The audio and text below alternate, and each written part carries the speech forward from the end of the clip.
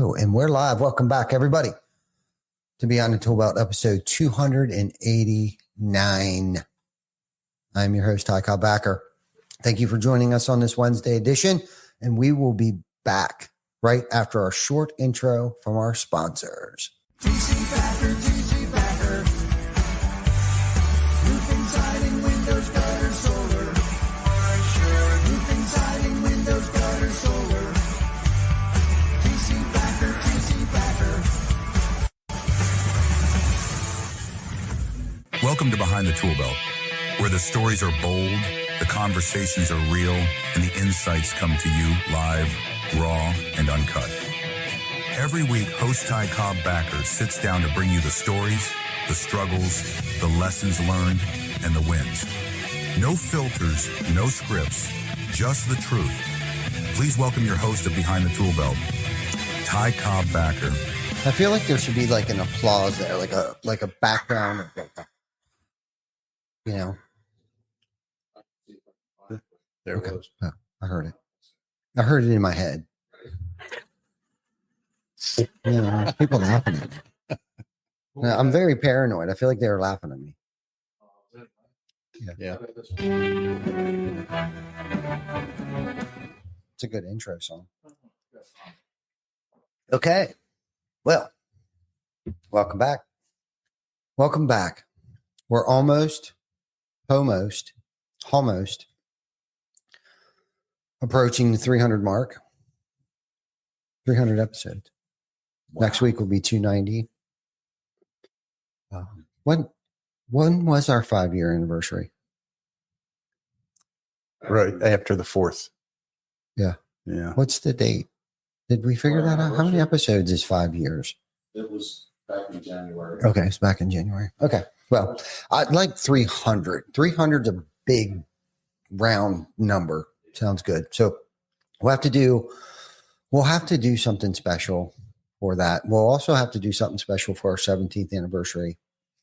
I don't know what yet, but like something, maybe rent out the Wyndham Garden, something, and have a big feast for the fam. Have some people fly in town, maybe have a speaker, something, bring Erico, Tim Brown in or something.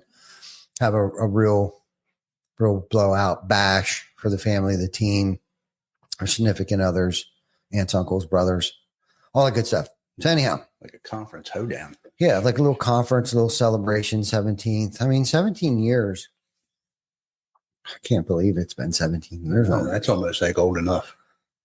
Yeah, but yet still like, man, I'm still learning so much. Man, I thought a couple times there, I thought I had it, you know, starting to figure it out, get it dialed in, and then something, usually an outside situation kind of veers its ugly head, or, you know, there's a lot of people involved, and that's why there's what's called human error.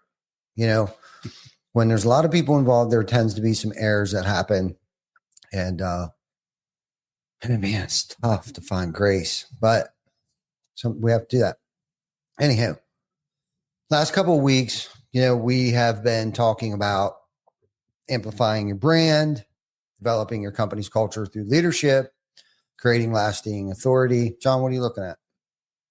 Thick. Okay. While expanding your market presence and the 7-part framework that helps you connect with homeowners, build trust, and serve more homeowners. Today, we have our very own. Known this guy for a long time, longer than I realized, until he reminded me of something where I first met him probably 20 years ago. But our very own Google Johnny, AKA GJ. John, welcome to the stage. Hello, everybody. I'm so glad to be here because I love these people. Just love it. Love them. And you're happy Yes. to be here. You are. No, that's good. I'm glad you're here. And I think I've learned so much from you over the years, and you've helped push me, motivate me to want to dive deeper into brand awareness, marketing, omnipresence, all these things that, you know, I picked up and got inspired and was inspired to learn more about. And we met each other, I think, at a, if my memory serves me correctly, from a conversation that we had not that long ago, actually, where you reminded me that I attended a Chandler event or conference or something. I don't even remember. Yeah, there were 2 events. Was there? Sort of the ERN and Sandler training. Chandler training? Yep. You were a guest of Jack Oh, Jack Lair. Lair. Yeah. So I've known Jack for a long time too. Yeah. Yeah. Who we actually still do business with today, which says a lot about him and myself and you, because a lot of people, I don't think a lot of people can actually say, can you, how many people can you count that you've actually had true relationship, partner, friendship, 10 plus years outside of your wife? I think it may have happened 3 times. You would be the most recent. Right. And I don't know why that is, but there's quite a few people that we've been in business with, have done business with, partnered with. I heard that a long time ago, and I strive to make sure that happened. But definitely, you're one of them. Jack Lair's one of them. Eric Brewer, friend, mentor. Jack, same thing, friend, mentor. Do a lot of work for him. Yeah. And Vic, I've known for a long time. I'd say over the past 5 years or so, we've grown a lot closer. Same with you and myself here, John. But anyhow, not to continue down memory lane, but to bring you in the fold on the last 2-3 weeks worth of topics here. I thought we could talk about websites and maybe Google a little bit, because you're my dad. I think he coined your name, Google Johnny, GJ. It's transitioning, I think, from JG or G. I don't know. It's just GJ. like the world's moving sort of off of Google and into AI. Yeah.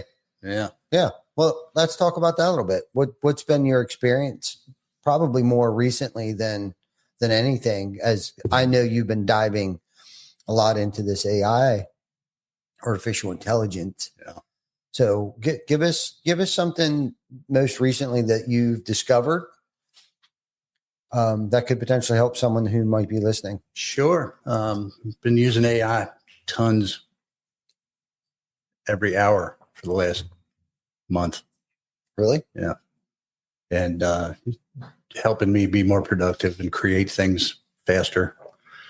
Just yesterday, I created an entire song. Whoa. For your father. Really? For Like a jingle. For Monterey Pass Steakhouse. Okay. It took me 2.5 minutes. Whoa. Which is a quite abbreviated time frame for, when I created the TC Backer jingle. Yeah. That took about 2.5 months. Might have been longer. To lay the tracks and record it and do the parts and all Yeah. the stuff. But, I went to songer.co, put in a description as garnered from Bob's script of offering steaks and seafood and sandwiches and whatnot in a warm pub atmosphere, and put all that in. I said, well, let's make it an anthem style country. And then the minute clock ticked by, and boom, there was a whole 3.5 minute song. Blew my mind, which was good. Although I have discovered not just cool things that you can do that are more fun than productive, maybe, but just the diving into our StoryBrand style 7 component narrative frame structure for how to speak to your customers and engage them. That's been super helpful. So what you're saying is it has helped the velocity, your workflow velocity, right? You're able to get more accomplished in a timely manner. Yeah. Okay. So when you created this jingle or song, was it like one and done? Were you able to edit it? Like, Did you need to edit it? Was it? I didn't edit it, except for there was a glitch at the end. I had to fade out because of Okay. technical issue, but they indicated that I can get it resolved. I have to find out if they're going to respond to me today. Oh, Since okay. I did this yesterday. Okay. Okay. But, Cool. Okay. Was Yeah. not able to edit it directly after the fact and fix it. They said, well, you can generate another song if you want. It's like, well, I really like what happened. Yeah. So, Yeah. No, that's good. yeah, sure. No, it's good. Okay. So outside of, you incorporating, AI into your workflow and speeding things up,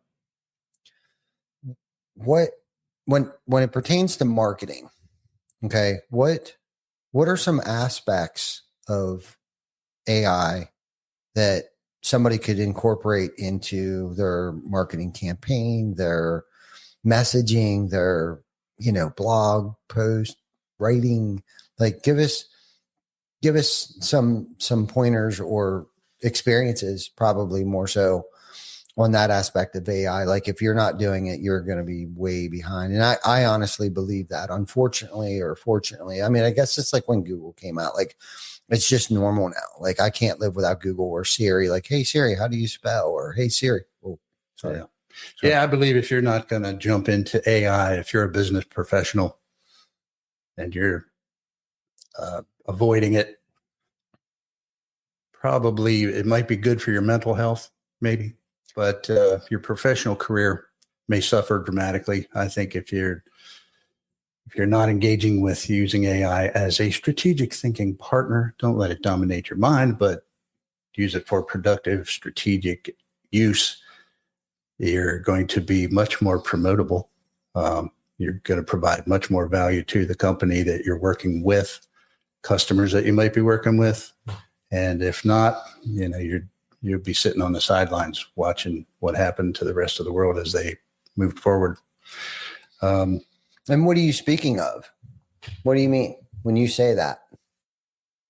Well, I would say like just today, Dave Grove, security fence, presented at ERN's networking meeting this You morning. know how I feel about that. I know.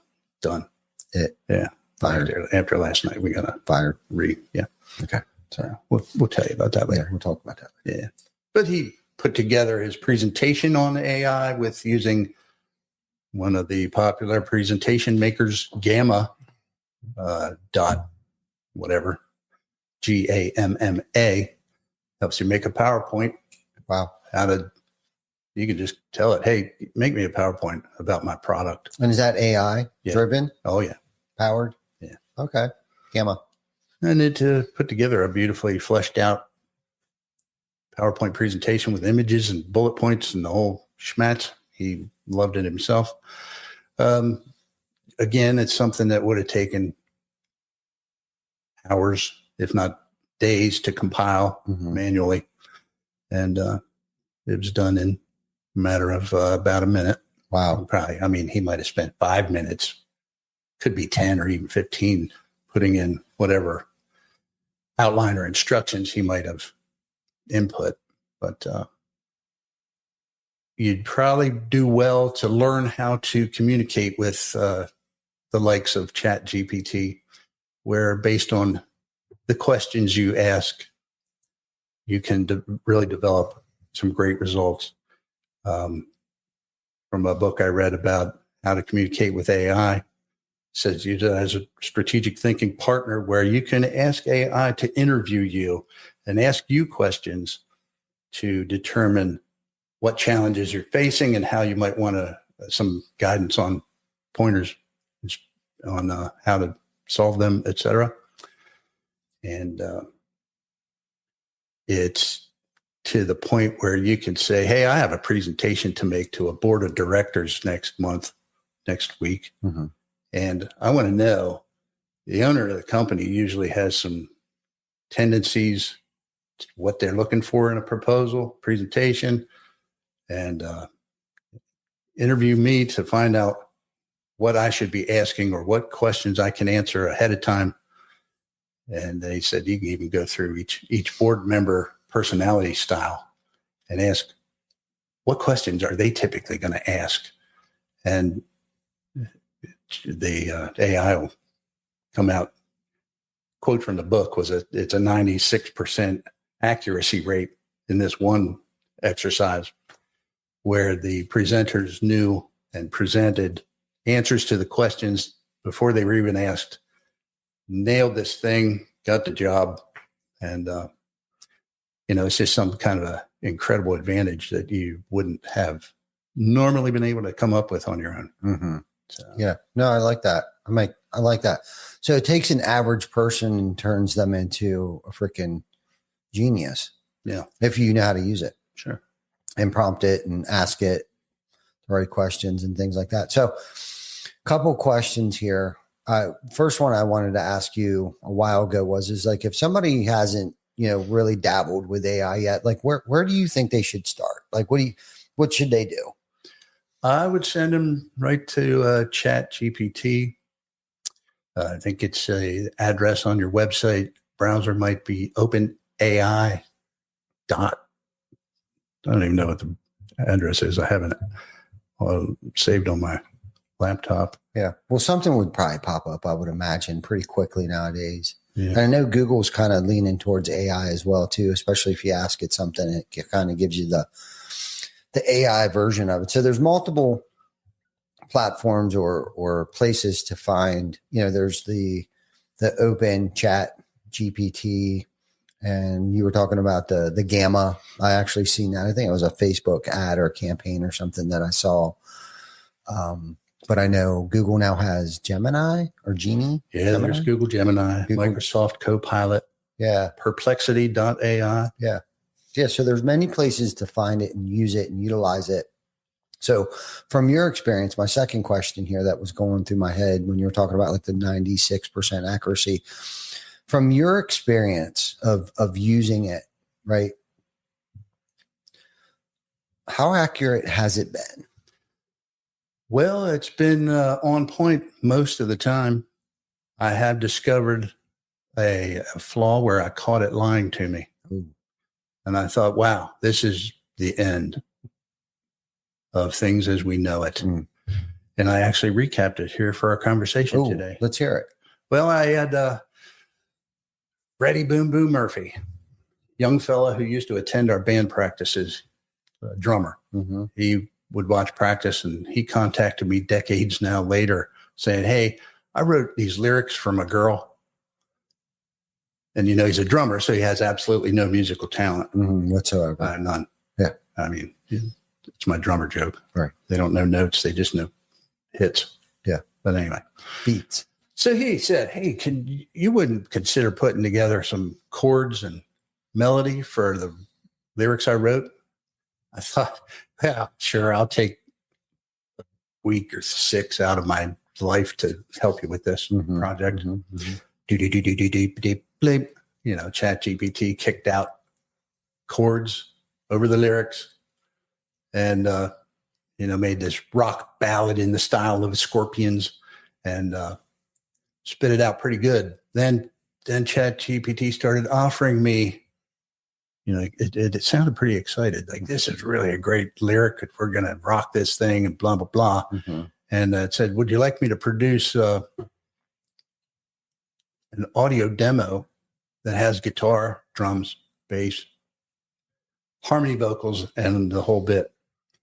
And, I said, sure, great. And it said, I'll send you the full demo, MP3, instrumental, tab, chord sheet, and download links shortly.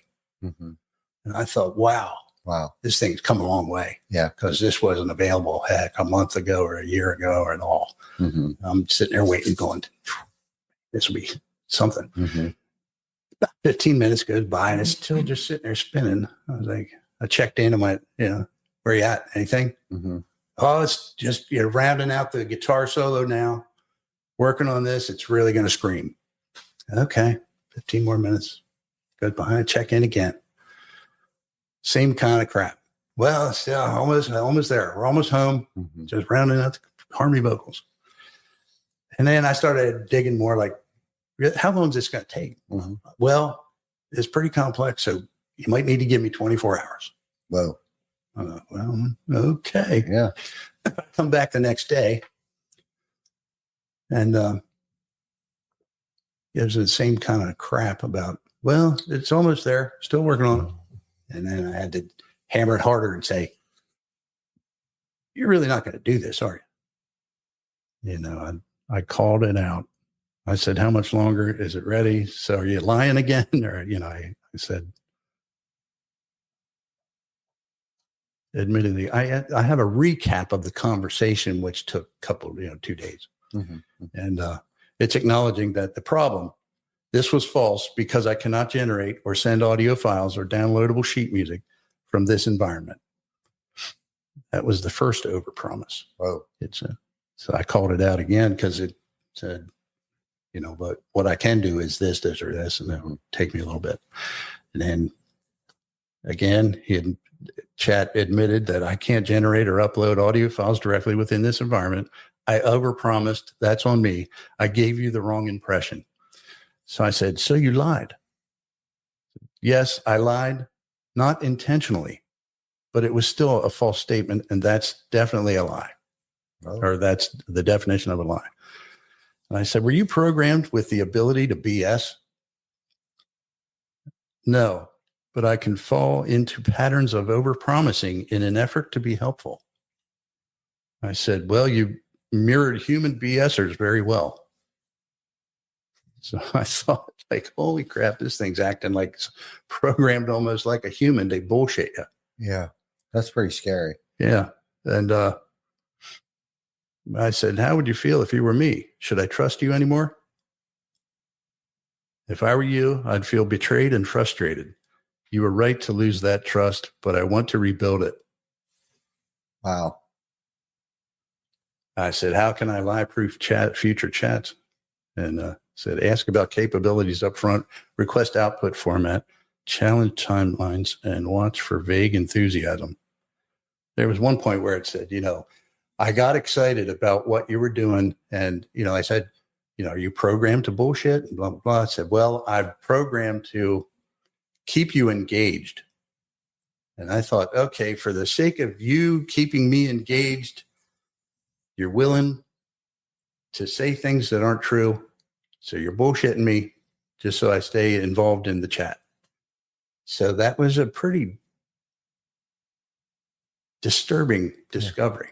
Yeah. I thought, well, there's a flaw in the frickin' matrix. So the ship's going down. Yeah. It makes you wonder what else it could lie about. And, when you start to build, like if someone's falling into this AI rabbit hole, and they're completely, and I could really see how somebody could fully just trust it and use it in just about every aspect, depending upon their profession or even in your personal life, and get caught up and start believing the stuff. Yeah, they refer to these things as hallucinations. Yeah. That, AI can have hallucinations where it provides the wrong information because like AI is just absorbing everything that humans feed it. And I suppose doesn't decipher which is bullshit and which ain't. Wow. So. Well, how can you avoid that? Well, they recommend that you ask AI when you're doing something critical, ask it to cite its sources and explain why it came up with the answers that it did. So I'm often challenging the heck out of it to say, where'd you get this? What'd you come up with it? How is it? Just what other areas might be hidden discrepancies or, falsehoods, perhaps. Wow. I think it's a good thing that you experienced that earlier on, you know what I mean? You know what to look out for, the telltale signs that it might be joshing you or over promising and things like that. I honestly wouldn't have expected that. I mean, especially this early in the game, but I couldn't imagine that it'd be able to write you lyrics write lyrics, yes, but like come up with sheet music and I have no idea. I've used it. Trust me. Like Brian Good said on here, he uses Fathom, utilizes that, the note taker and stuff like that, which I actually enjoy that because if there's some meetings that, Zoom meetings or Google Meets and stuff like that, I actually go back through and I read the notes, especially meetings that I wasn't able to attend and stuff like that. And I guess I'm throwing this out there, like, you need to be careful with that too. Like, if you're talking shit or, you know, I had that exact conversation this morning at ERN. We were talking about things we may have learned recently and how we get to learn them. Yeah. And then AI came up and I said, watch out. There's another pitfall to watch out for. I said, if you're doing those meeting recorders like Fathom, that give a transcript, I said, be aware they'll send a transcript to everybody that's in the meeting after the meeting's over. I said, if you might catch yourself talking about somebody who's late, they're going to get the report. Right. Yeah. So you watch yourself there, buddy. Yeah. Yeah. Funny. No, but it's good. It's great for note taking, because, you know, there may have been some topics too that came up, and I love how it kind of breaks it out per individual in bullet points, you know, certain aspects of the conversation and stuff like that. It really kind of just cleans things up, you know, cleans the meeting up. Nice summary and action steps that you need to be taking. Yes. John said he was going to investigate the Right. report. Yeah. You know, and I got to get used to utilizing that more often and things like that. But, you know, it's very interesting how it, in such a short period of time that it is involved. And Vic commented in here too, where, you know, he uses it in, you know, assisting him and getting things done quicker. And I think where Vic is at, and, you know, I'm probably putting words in his mouth, but not that he doesn't know how to use it, but I think his research, there's so much in capabilities that it does, you know, and I think he's really starting to dive deep and hone his talent into, you know, creating voiceovers and different settings and backdrops and cleaning up, you know, just things like that, and just making it a lot quicker. Cause I know he used to manually do a lot of the shorts and the reels, and not that he still doesn't do that stuff. And when I was thinking, and when I was talking about like the editing, like editing that song that you did, I know for a fact that Vic has to edit every single one just because it's not to his liking, you know, any reel or any type of content that he puts out there. But it is definitely fast forwarding that process and making it a lot quicker to bust out a lot better content. Whether it is for, you know, podcasting or advertising for your company. We did some scripting yesterday and took some shots and stuff like that. And, you know, I'm super excited to see how that stuff's going to turn out, you know. So when I was asking you those questions earlier, like, if you're not using this, you know, I don't even know how many hundreds of thousands of dollars that it could potentially save a person in the position that we're in. Okay. Of outside, you know, hiring like a complete dedicated team to editing and videotaping and audio correction and like all of these things. Cause I'm guilty of saying, you know, cause sometimes I'll say something to Vic. Hey man, can you take that weird, whatever slur or whatever out of it? And of course we go live all the time, but on the back end, he repurposes this and creates all different forms of content with it, whether it's advertising TC Backer from this podcast in terms of repurposing it, or the food drive stuff or whatever, many ways that, you know, a lot of different companies could use AI, you know, because that's the thing. It's like, I feel like, you know, when we're just recording stuff, you know, because we do this live, I grew up basically doing live video content like this. So I think because when we were recording things yesterday, Vic was like, man, you're pretty good at this. And it's kind of like, of course, he was probably just blowing smoke up my ass. But when doing it live and then knowing that we can do as many takes as we want, recording it, and then he's going to run it through his machine, bust out however many reels or shorts or, and then be able to clean it up. It's like, I have complete faith, like, man, this shit's going to look good. It's going to turn out amazing. Yeah.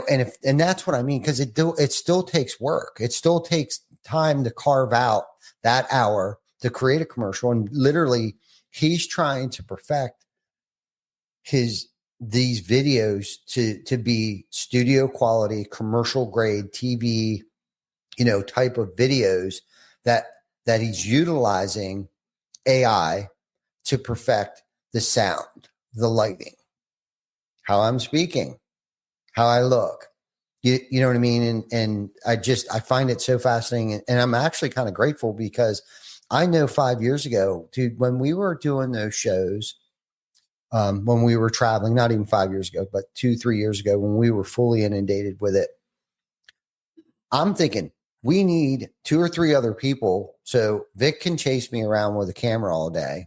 All right. But then we need 2 people back in their room, like chopping up the content and creating, little shorts, real short form content and stuff. So we can promote, not just where we're at, but like advertisements for Hook Agency, right? So we could provide and offer, different marketing for our sponsorships and things like that. Well, long story short, that shit never happened. Like, it never happened. One, because I don't think for a fact we weren't utilizing AI back then. 2, I don't think AI, just that 36 months ago, I don't think AI had necessarily the capabilities that it does today. Obviously it doesn't, but there are many different facets or purposes that I really feel, as much and as painful and as scary. I guess that's what it comes down to. Fear of like, oh my God, artificial intelligence is here, right? It's here. Yeah. And either we ride the wave or we don't ride the wave. And John, you and I had this conversation the other day. I got the privilege to listen to David Carroll. He joined in on one of our group chats with Eric O, and he was just going off the hook.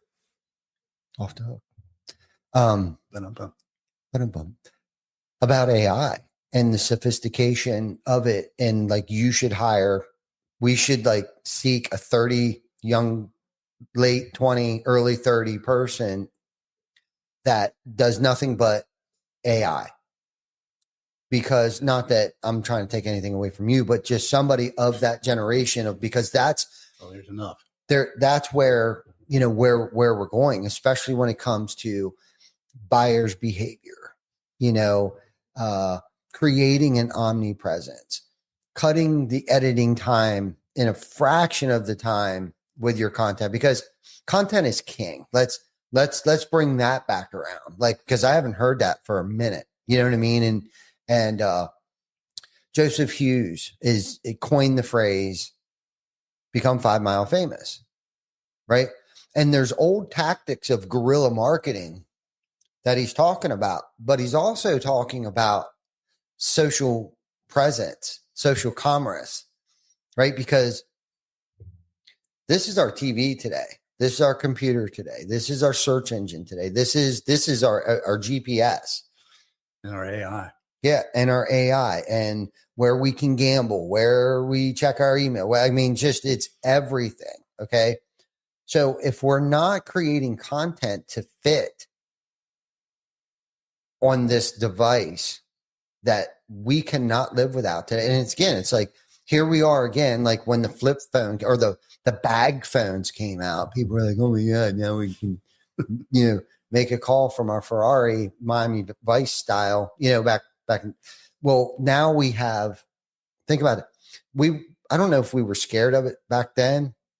I'm sure people were talking shit, but we didn't have social media, right? Where we can actually hear people talk shit or afraid of AI. It is what it is. And I'm sure you might be in a trade, you might be in a space or a season of your life where like AI may not pertain to it, but like I don't know, like it just, I'm leaning more and more towards it, or accepting it, I guess. Yeah, there's a lot of high level stuff that we got to bang our heads together to, SWOT analysis. What are your strengths, weaknesses, opportunities, and threats? And it'll evaluate. You can encourage to especially use it to challenge your own biases. Like ask AI, here's something I want to know about or learn about or get some advice about. And then typically by the way you're asking for it, it'll feed you what you want. And then you have to go back again and say, yeah, but am I favoring one side or the other because of my own biases? Is that coming through here? Can you describe any other oversights I might be missing or, something that's hidden that I'm not thinking of, and just to keep challenging it to come up with the stuff that, you may be prone to with your own biases. And so, banging heads together on big company strategic thinking is a benefit that, I personally haven't really tapped into yet, just reading about it, learning about it, asking a little bit about it. But, it's have an AI party sometime soon. And say, what else can we make this, have this thing do for us? Yeah. As rapidly as it's changing, where would you say would be the best resource for someone to get educated on AI? I know you mentioned a book that you read, but I would imagine I'm not saying that book's obsolete. Could be by now. Yeah. Do you know what I'm saying? But like where can you get real time advice or tutorials or learning with AI today? Yeah. Well, pretty high level, the book and website that goes with it, AI Leader, is a pretty good resource. Okay. Describes everything to ask, gives you prompts that you can use to get started in a more high level kind of way. You can join their community for $25,000 a year to be part of the top, C-level discussion group on how they're using AI to conquer challenges, et cetera. I'm not ready for that quite yet. I mean, $25K a year, when that's luxury money and cheap change, I'll do it. But, I would recommend keep an eye on my son, Young Ty of Flash Avenue. He's putting together a free webinar for folks that spawned by the conversations at ERN with some of the folks there that said, well, I don't even know where to start. I don't use it. I don't blah, blah, blah. I use a CRM and I like zoomin.info that gives me information about who's who in a company. But so Ty's putting together a perhaps frequent or a regular free hour-long webinar that he's going to host and show cool tools, how to get started, provide some prompts that you can use to say, well, hey, ChatGPT, I want you to act as an interviewer and ask me questions about this or any situation. Interview me until you have enough information that you can determine what challenge I'm facing and how you might make suggestions on how to resolve it. Or so that's great. If you're just getting started and have never even touched it, I would just go log on to ChatGPT and start asking it questions, or just say, hey, what do most people use this for? Where do I start? And it'll answer your stuff and get you moving. That's great. That's good. That's good.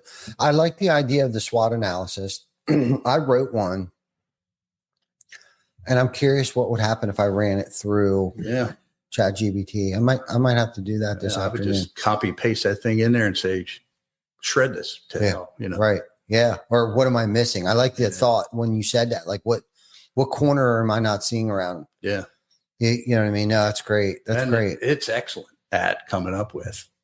Yeah. Okay. Based on all the other business in the world, they look at these things too. Yeah. You'll get that. Yeah, no, that's great. Like, no, I know it's writing code now, and I think in that SaaS space right now, I think there's a concern of like code writers may become obsolete. But I mean, I don't think that's ever going to happen, because even though there's more coders than there probably ever has been, especially stateside, and who knows, they probably have been using AI to produce a lot of these codes. And Well, they should be.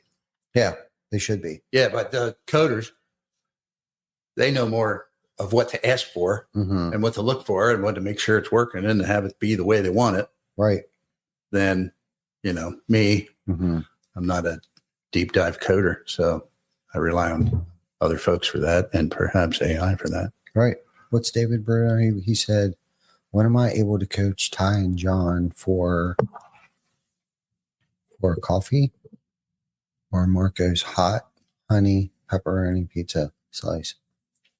Oh, catch. Okay. Said catch. Okay. Got it. What's that? Dripzilla.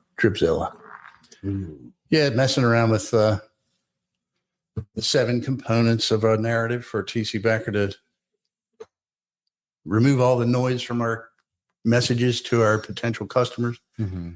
hone it down and refine it. I know we're both working at it at the same time and marrying them together.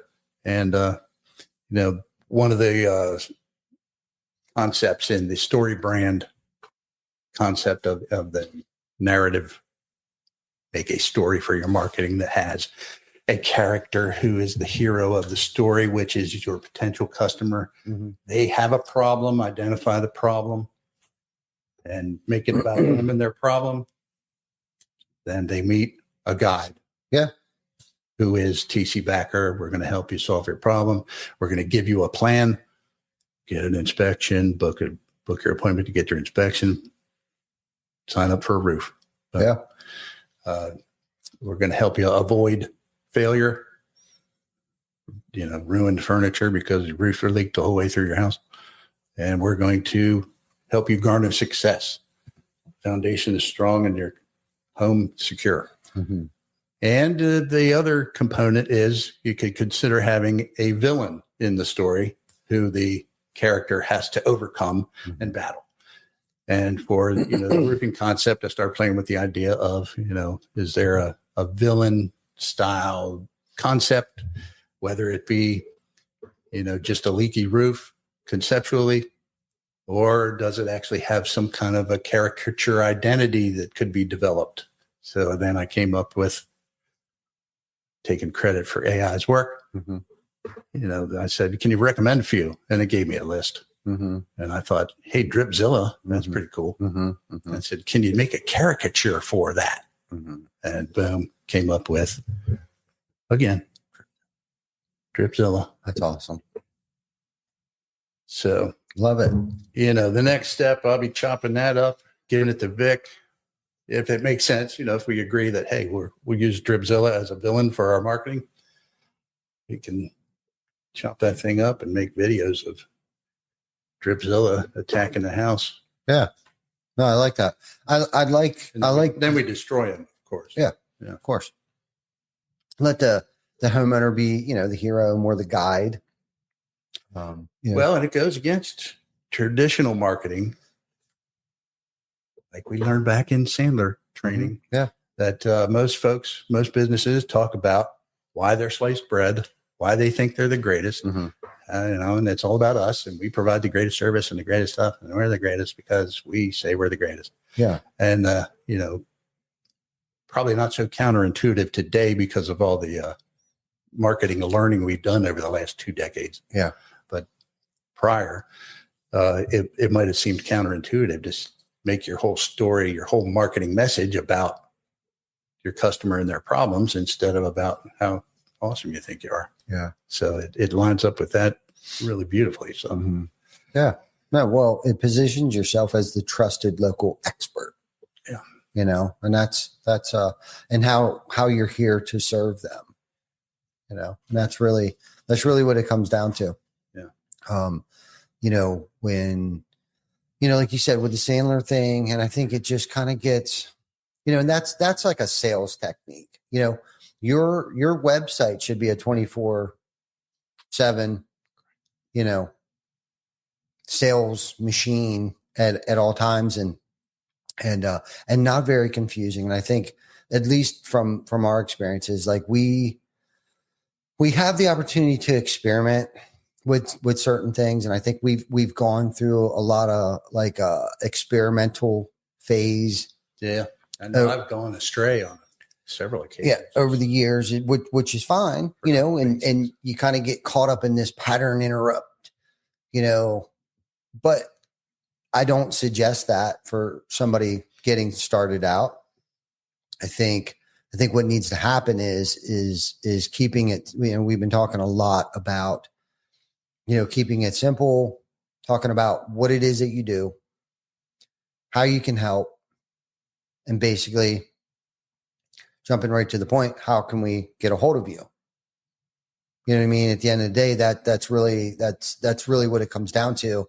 Having that, that one-liner that is really easy to remember for them, really easy for your team, that your team can remember, the sentence that describes what you do in a way that's easy and repeatable.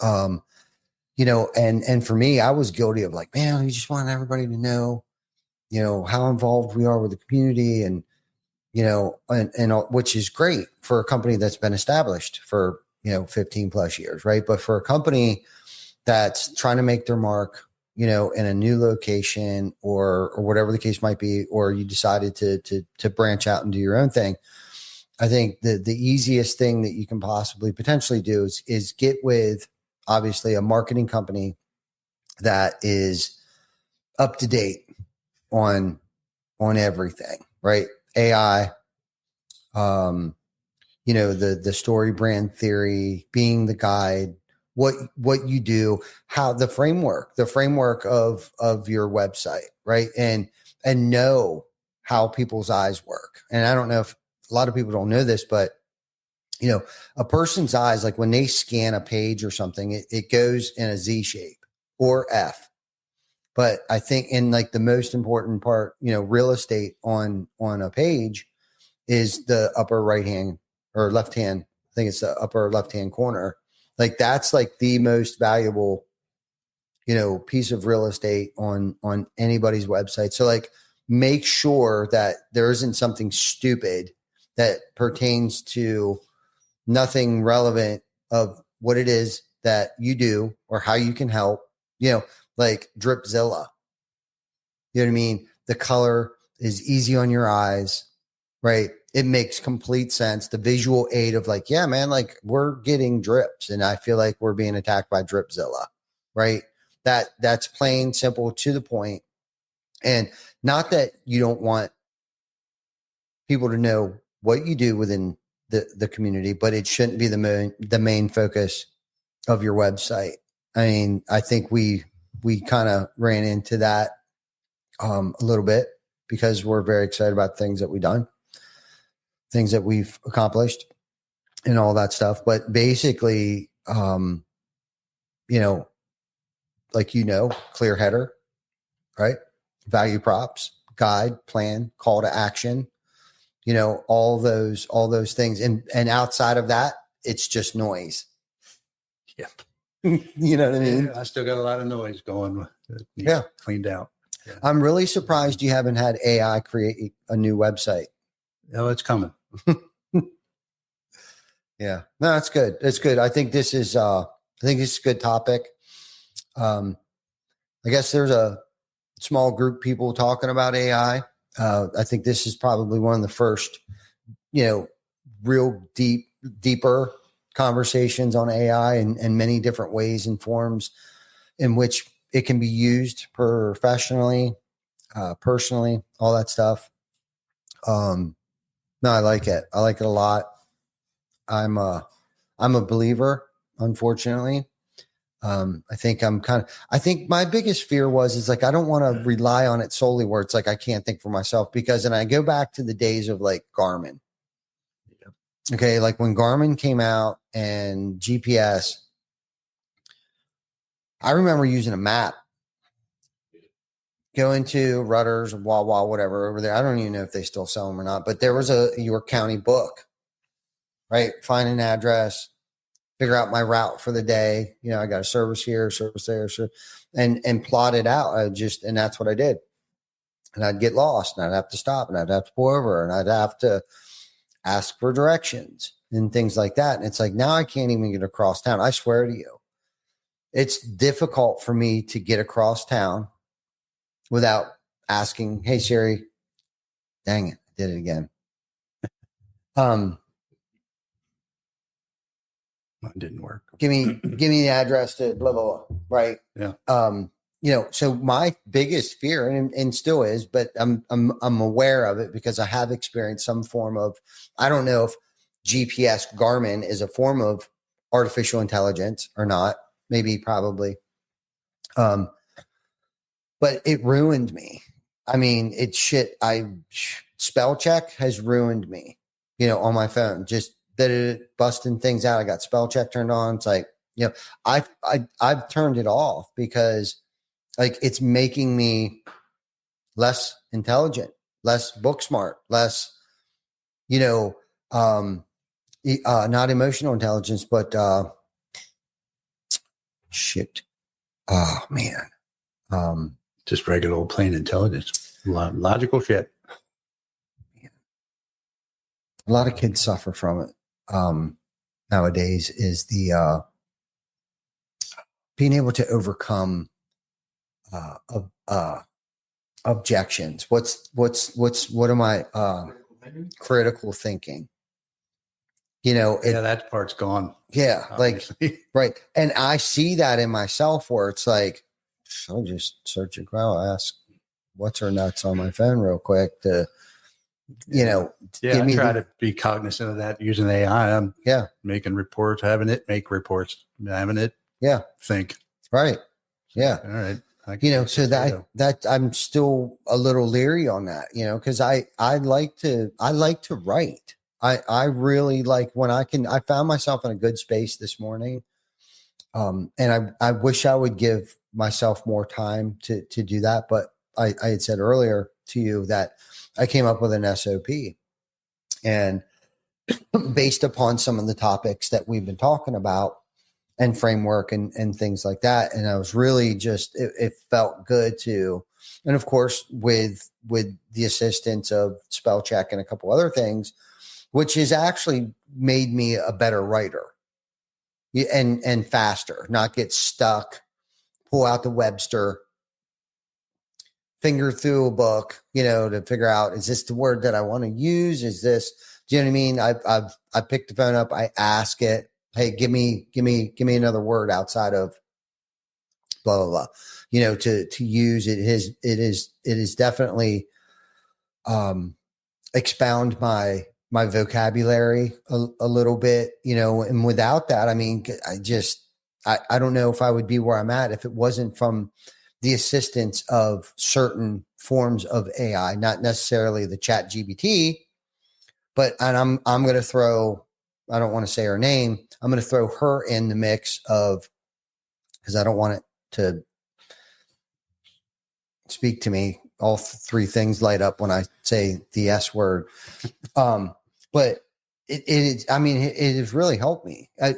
You saw, I helped a couple of people, co-authored in a couple books, and I used it to help me, you know, whether it was with spelling, whether it was what word should I use in place of, you know what I mean, certain things. And it went a lot quicker, you know, so I can keep that flow state going. I guess that's where I was trying to, that was my point was, you know, it's helped with my flow state to keep moving forward instead of getting hemmed up and then experiencing writer's block, because I suffer from short attention span. Like if I get hemmed up on something and I get a text message, game over.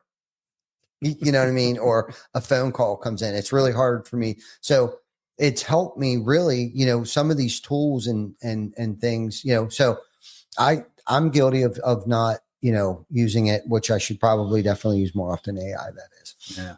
Yeah. My concern is the closer it gets, the closer it gets, the closer it gets. Everybody else is starting to use it. And I talked to Dave this morning, shared my concern that, holy crap, if they connect our brains with Neuralink to this shit, which priority is happening?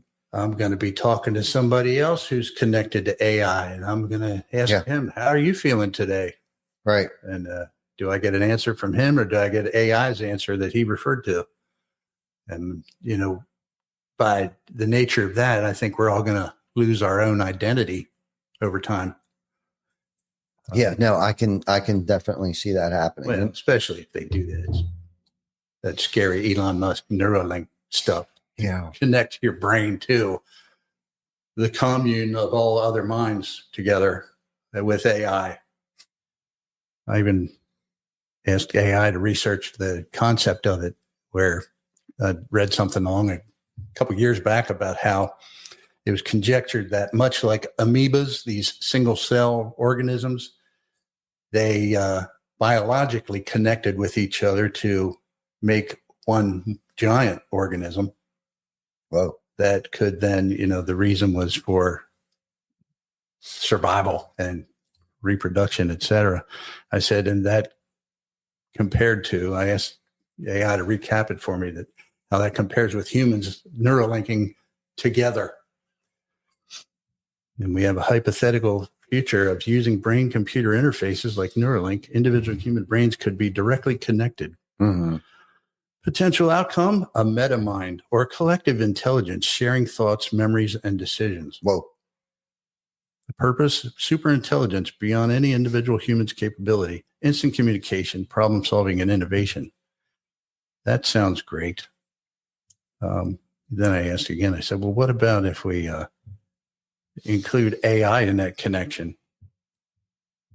And the wrap up is kind of the risks, loss of privacy. Your thoughts could be exposed or stolen. AI dominance. AI could subtly guide human thought or override it. Mental dependency, relying too much on the digital support, and identity blur. Where does you stop and we begin? Mm. So anyway, I just would imagine if we all somehow become connected and have this grand exposure of every thought I've ever had in my life is now available to everyone else in the world. To me, that parallels the judgment day, that in biblical sense, like you are going to be, there could be this amazing transformation period as we all join together mindfully. Mm-hmm. That, wow, there's going to be a whole lot of frickin', probably like not just a 12-step experience of anger, frustration, hatred, and disgust and forgiveness and all the rest that goes with whatever it takes to go through stuff. Yeah. Just to learn everything about anybody and everybody. And they'd learn everything about me and everything I ever thought or did that wasn't very nice. Wow. Probably get locked up. Wow. Yeah. Yeah. I would think there'd be a frenzy for a bit until maybe the dust settles and there is one giant collective mind for the good of all. No, we won't do that. I'm going to keep using it on my laptop for now. Yeah, you do that. Anyhow, yeah. Vic mentioned in here earlier that he created a video of our food drive this morning. Excellent. Didn't use AI. He did not use AI. So, Vic, why don't you run that? Took him 3 hours. Well, it's too fucking long. So, why don't you run that, and then we'll get wrapping this thing up. But before you do that, let's talk about yesterday real quick. Okay. So, yesterday morning we did our, what annual is it? Like fifth annual food drive yesterday, which I think we outdid ourselves. I think we outdid last year. I haven't seen any final tallies, but I know from the amount of community support, local businesses, big shout out to DreamWorks and a few other, Valley Tavern, and our team, just the outreach that it worked.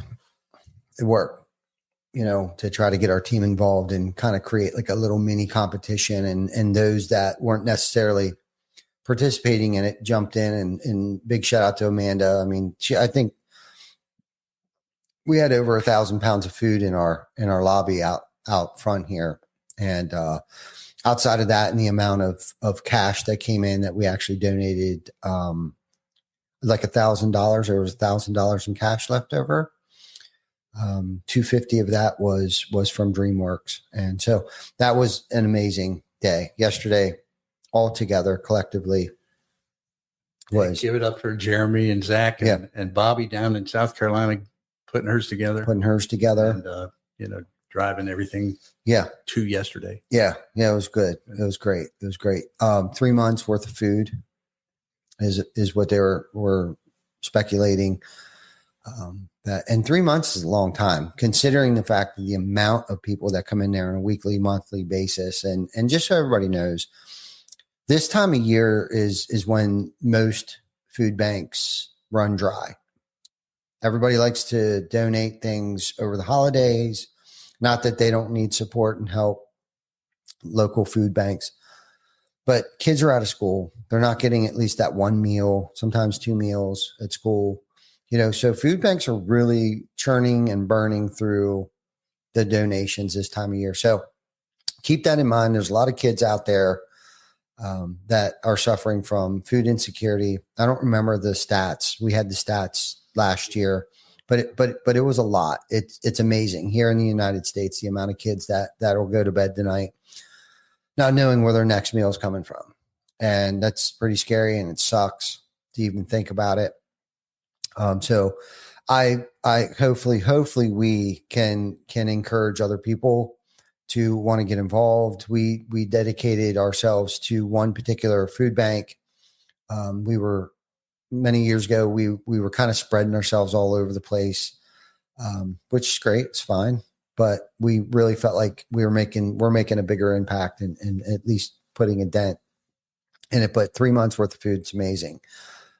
So hopefully that'll carry somebody through till at least school starts. We'll do our 21 turkey salute, even though it's a 1-day event. It might just be the meal somebody needs to gain the courage and the confidence and strength. Most importantly, the strength to go fill out that job application or whatever the case might be, right? For that 1 day hope, give somebody hope, right? That there is, humanity in this world this AI driven world that we live in today. It's still got people. Yeah, there's still people out there. And then also we got to experience, you want to talk about what we were able to experience last night? Surely. It's a supporting effort that helps us be able to keep serving our potential customers with their problems.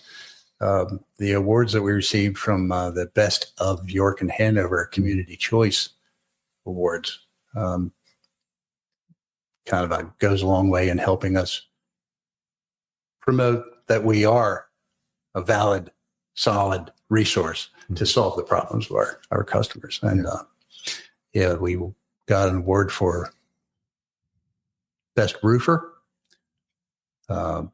Best Door Company. Mm-hmm. And another category we had been into there was the home repair and remodeling. Mm-hmm. So, we received runners up for windows. Yeah, runners up for windows. Yeah, we're in top three for window companies. Right. That's why our friends in ERN that we don't like them anymore. Yeah, Garrity Glass, they took the windows. Yeah. Was it Garrity? Garrity. Oh, okay. Yeah, we don't like them. Yeah, we don't like them anymore. No. Yeah. Ern's done. We'll hang out with them, but yeah, you can. Anyhow, so yesterday was an amazing day. I mean, all of, work that we put into the food drive. I mean, just to cap the evening off, the week off, the month off, to sit in that room the competition was stiff this year. I don't care what anybody says. I'll be honest with you, I was a little nervous. And then we were also put in some categories that we've never been in before in the top 3. I won't mention them. I might just cause, but what an amazing experience yesterday was. Like, to sit in that room with the best of the best, literally the best of the best in York County, Hanover, Adams, Franklin, all that. I'm assuming maybe it doesn't cover that far, but maybe it does. But it was like, the fruits of everybody's labor. You know what I mean? Because this has never been the I show. It's the we show. And again, we need to host our 17th anniversary, all encompassed achievements, have a slide deck just going of like all of the accomplishments over the years, and the appreciation to our team and the hard work. And I know sometimes, especially me, I get lost and forget, like, man, this is just really hard some days. But to experience what we got to experience yesterday, it brought it all back into, perspective again for me. I mean, it really did, and yeah, it's hard for me to want to go up on stage and gather those awards, right? I was just an idiot barking orders most of the time, and half the time probably not even the right orders. So anyhow, what a great, Vic, run the video that you made.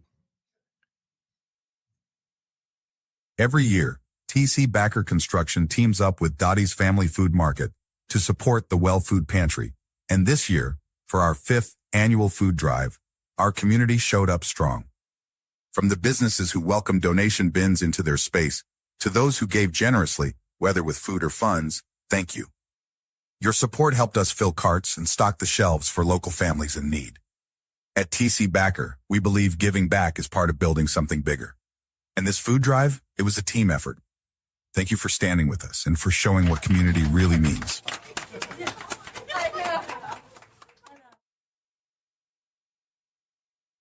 Great job, everybody. Yeah, heartwarming. That was involved, local companies, our team. Like, I just can't put it into words. I don't have the words to express my gratitude for everybody. I really don't. Jen and I were kind of beside ourselves when we got home, and we slumber. We have a slumber party every night. And during our slumber, it's like, wow, wow. Just come up with an idea and a thought, and to watch things unfold and come to fruition. It's amazing. So that's it. I'm going to end it there. So if you're a contractor and you want to learn more, follow us on YouTube or Facebook. We're here every week. Vic's busting out the content. Anyhow, if you're a homeowner and your roof is old, leaking, or damaged, don't wait for things to get worse. At TC Backer, we've helped thousands of homeowners protect their homes with quality roofing, financing options, and a team they can trust. Want to take it to the next step? Visit our website or give us a call for a free inspection. No pressure, just answers. And remember, a solid roof isn't just about shingles. It is about peace of mind. Till next week. Hasta luego, my friends. Thank you.